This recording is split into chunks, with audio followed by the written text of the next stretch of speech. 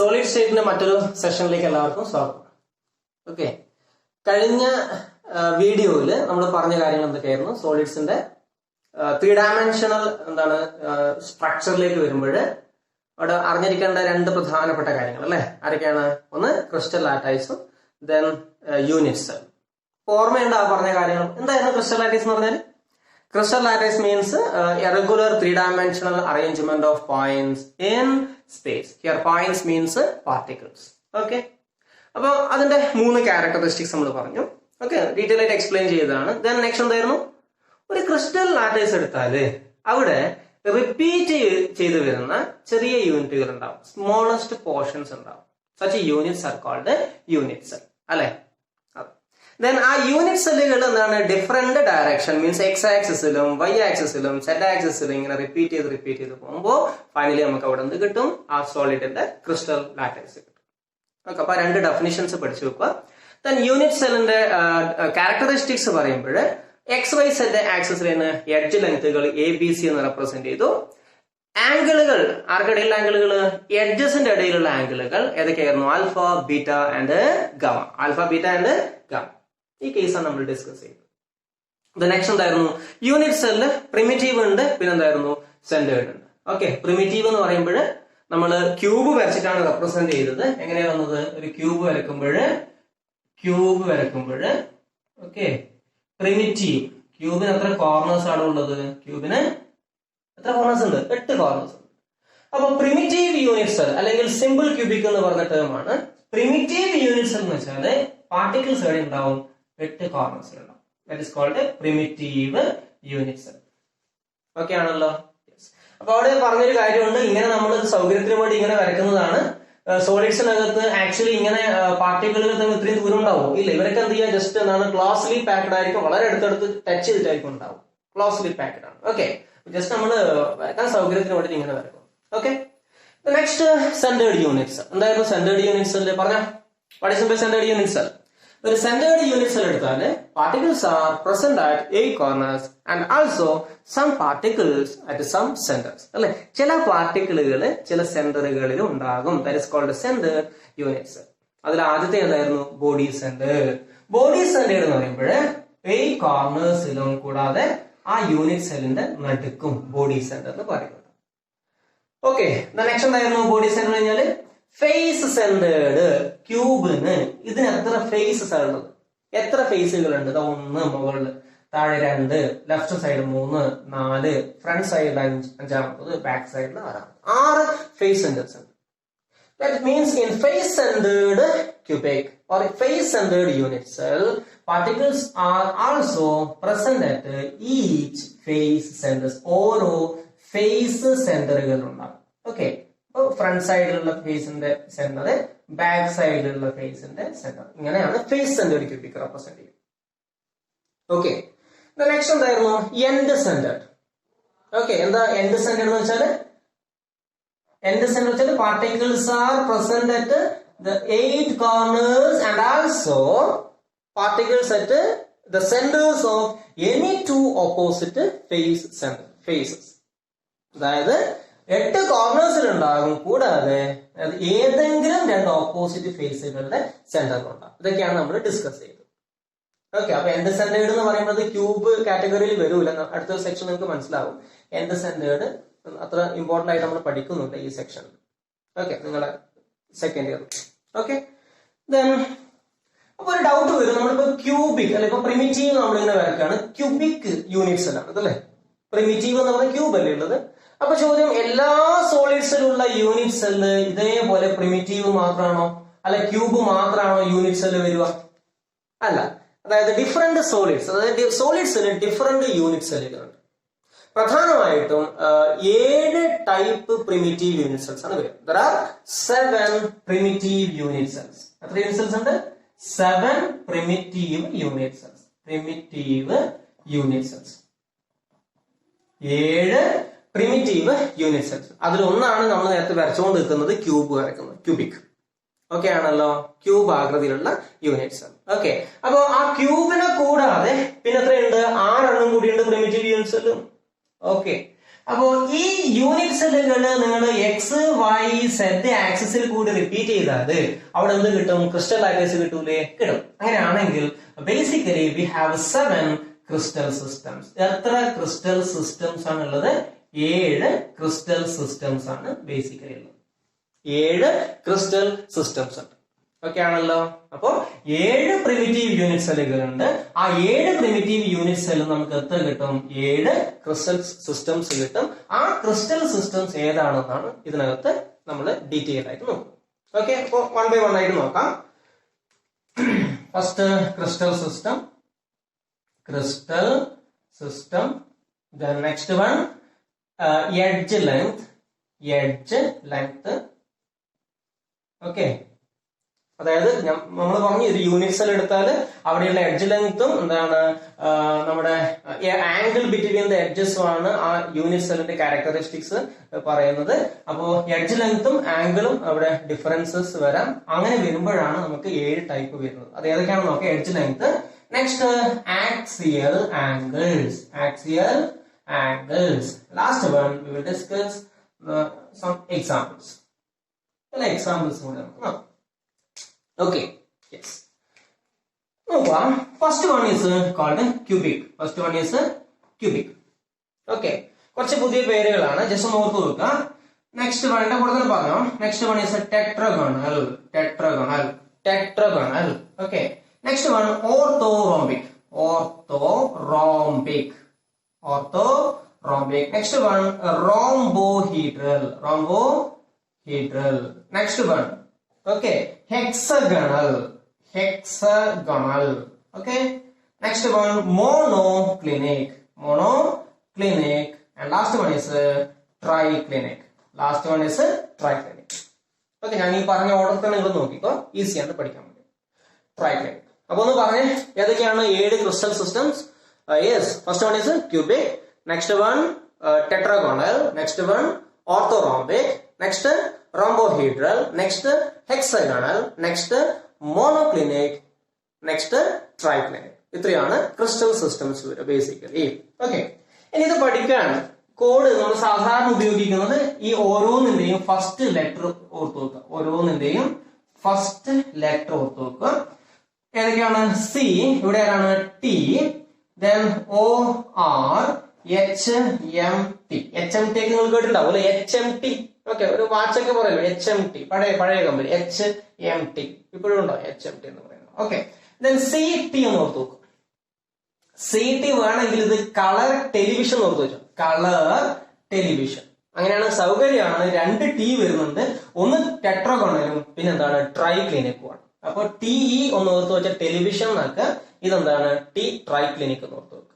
അപ്പൊ colour television or HMT എന്ന് ഓർത്ത് വെക്കുക. കളർ ടെലിവിഷൻ അല്ലെങ്കിൽ HMT എന്ന് ഓർത്ത് വെക്കുക. Okay, yes. അപ്പൊ ഒന്ന് പറയാം. ക്യൂബിക്, നെക്സ്റ്റ് ടെലിവിഷൻ ആണോ? അല്ല, എന്താണ്? ടെട്രാഗോണൽ, then orthorhombic, rhombohedral, hexagonal, monoclinic, triclinic. Okay ആണല്ലോ. ഇനി നമ്മൾ നോക്കുന്നത് ഈ ഓരോ കേസിലുള്ള എഡ്ജ് ലെങ്ത്തുകളാണ്. നോക്കുക, ക്യൂബിന്റെ കേസിൽ നിങ്ങൾക്ക് അറിയാം എഡ്ജ് ലെങ്ത് ഈക്വൽ ആണ് അല്ലെ? നോക്കുക, A equal to B equal to C. A equal to C. Okay. Next one, A equal to B not equal to C. Next one, A not equal to B not equal to C. ഇതിന്റെ meaning അറിയാലോ? A equal to B, A യും B യും equal, but ആര് equal അല്ല? C equal അല്ല. A യും B യും C യും 3 എഡ്ജ് ലെങ്ത് എന്താണ്? ഡിഫറെന്റ് ആണ്. നെക്സ്റ്റ് 3 ചെയ്യാൻ വേണ്ടി നോക്കിക്കോ. ഈ 3 വീണ്ടും എടുത്തെഴുതുക. ഓക്കെ, ആ എളുപ്പത്തിന് വേണ്ടിയിട്ടാണ് ഈ ഓർഡറിലേക്ക് മാറ്റിയത്. ടെക്സ്റ്റിൽ ഈ ഓർഡറിലല്ല എഴുതിയിട്ടുള്ളത്. ഓക്കെ, നോക്കുക. Again I am writing A equal to B equal to C, A equal to B not equal to C, then A not equal to B not equal to C. ലാസ്റ്റത്തെ കേസ് നോക്കുക, ഇത് വീണ്ടും എടുത്തെഴുതുക. That is A not equal to B not equal to C. ഇങ്ങനെ edge length നമുക്ക് easy ആയിട്ട് പഠിക്കാം. Okay ആണോ? അപ്പൊ ഒരു സംശയം വരും അല്ലേ? അപ്പൊ A equal to B equal to C, ഇവിടെയും A equal to B equal to C അല്ലേ? അപ്പൊ ഇത് രണ്ടും ഒന്നാണോ എന്നുള്ള ഡൗട്ട് അല്ലേ നിങ്ങൾക്ക് വരുന്നത്? വരണം അത് ഡൗട്ട്. ഓക്കെ, എന്തുകൊണ്ട് ഈക്വൽ അല്ലാത്തത്? ഇതും എന്തുകൊണ്ടാണ് സെയിം ആവാത്തത്? എന്തുകൊണ്ടായിരിക്കാം? ഇവിടെ എഡ്ജ് ലെങ്ത് വരാനുണ്ട്. അപ്പൊ ഇവിടെയുള്ള ആംഗിളും എന്തുണ്ടാവും? ഡിഫറൻസ് ഉണ്ടാവും. ഓക്കെ, അപ്പൊ അത് മറ്റൊരു എന്താണ് ക്രിസ്റ്റൽ സിസ്റ്റം ആയിട്ട് മാറും. Okay, yes. ഇനി നമ്മൾ axial angles, that is angle between the edges നോക്കാം. Angle between the edges. Okay, see first one, alpha equal to beta equal to gamma equal to 90 degree. 3 ആംഗിളുകൾ 90 degree. Okay, next again alpha equal to beta equal to gamma equal to 90 degree. Again alpha equal to beta equal to gamma equal to 90 degree. ആദ്യത്തെ 3 complete ആയല്ലോ. Okay, next one, alpha equal to beta equal to gamma. ആൽഫയും ബീറ്റയും gamma equal ആണ്, but they are not equal to 90 degree. 3 ആളും equal ആണ്, പക്ഷെ ആരും 90 degree അല്ല. ഓക്കെ, നെക്സ്റ്റ് വൺ, ഹെക്സഗണലിന്റെ കേസ് നോക്കുക. Alpha equal to beta. അടുത്ത കേസ് ഇവിടുത്തെ നോക്കുക, alpha equal to gamma. Compare ചെയ്ത് പഠിക്കും, ഈസിയാണ്. Okay, alpha equal to beta equal to 90 degree. ഇവിടെ alpha equal to gamma equal to 90 degree. Clear ആണോ? ഇനി ഇവിടെ ആരാ ബാക്കി വരുന്നത്? ഗാമ അല്ലേ? Here gamma equal to 120 degree. Gamma equal to 120 degree. ഹിയർ ആരാ ബാക്കി? ബീറ്റ. ബീറ്റ 120 അല്ല, 120 ആകാം. Okay, beta not equal to 90 degree. 90 degree അല്ലാതെ മറ്റേത്. ക്ലിയർ? ദെൻ ലാസ്റ്റ് വൺ, വളരെ രസകരമായ ഒരാളാണ്. Alpha not equal to beta not equal to gamma not equal to 90 degree. ശ്രദ്ധിക്കണം, ഒരു എഡ്ജ് ലെങ്തും ഈക്വൽ അല്ല, അതേപോലെ ഒരു ആംഗിളും എന്താണ് ഈക്വൽ അല്ല. ഓക്കെ, അതാണ് അങ്ങനെയുള്ള എന്താണ് സിസ്റ്റമാണ് ഇത് ട്രൈക്ലിനിക് എന്ന് പറയുന്നത്. ഇത്രയാണ് എഡ്ജ് ലെങ്തും ആക്സിയൽ ആംഗിൾസ്. ഒന്നുകൂടി പറഞ്ഞു, ഈ ഓർഡർ തന്നെ പഠിക്കുക. Colour television or HMT.